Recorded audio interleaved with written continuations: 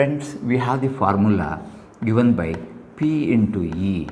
is equal to F1 by L1 multiplied by L1 square